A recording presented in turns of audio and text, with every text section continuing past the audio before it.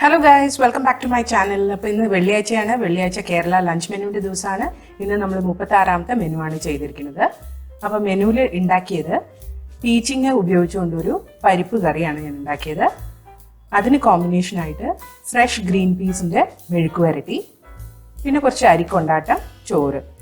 Simple ആയിട്ടുള്ള menu ആണ്. Ingredients list description ബോക്സിൽ കൊടുത്തിട്ടുണ്ട്. അപ്പം നമുക്ക് വീഡിയോയിലേക്ക് കിടക്കാം. അപ്പോൾ ആദ്യം തന്നെ പീച്ചിങ്ങയുടെ കറി ഉണ്ടാക്കാൻ പീച്ചിങ്ങ തൊലി കളഞ്ഞ് കഷ്ണാക്കിയിട്ട് തോരപ്പരിപ്പ് വേവിച്ചതിൻ്റെ കൂടെ ഞാൻ ഇതിൽ ഒരു പാത്രത്തിൽ എടുത്തിട്ടുണ്ട്. അതിൽ പച്ചമുളക് അരിഞ്ഞിട്ട് മഞ്ഞൾപ്പൊടി ഉപ്പ് ഇട്ടിട്ട് നന്നായിട്ട് വേവിച്ചെടുക്കാം. അത് വെന്ത് വരുമ്പോൾ അതിലേക്ക് തേങ്ങയും ചെറിയുള്ളിയും അരച്ചെടുത്തത് ചേർത്ത് കൊടുത്തിട്ട് ആവശ്യത്തിന് വെള്ളവും കൂടി ചേർത്ത് ഇതൊന്ന് തിളയ്ക്കാൻ വിടുക. നല്ലൊരു തിള വന്നു കഴിയുമ്പോൾ നമ്മൾ ഇതിലേക്ക് കടുക്, മുളക്, കരിവേപ്പിലയും കൂടി വറുത്തിടാം. അങ്ങനെ നമ്മുടെ പീച്ചിങ്ങ കറി റെഡിയായി.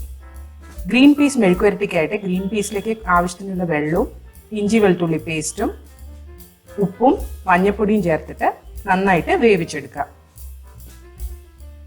ഗ്രീൻ പീസ് വെന്ത് വരുമ്പോൾ അത് മാറ്റി വെച്ചിട്ട് വേറൊരു പാനിൽ വെളിച്ചെണ്ണ ചൂടാക്കിയിട്ട് ചതച്ച കുരുമുളക്, കരിവേപ്പില, ചെറിയുള്ളി ഇത്രയും ചേർത്ത് കൊടുക്കുക.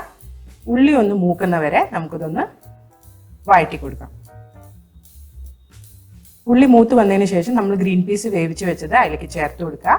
ഒരു 5 മിനിറ്റ് നേരം മീഡിയം ഫ്ലെയിമിലിട്ടിട്ട് നന്നായിട്ട് കുക്ക് ചെയ്തെടുക്കുക.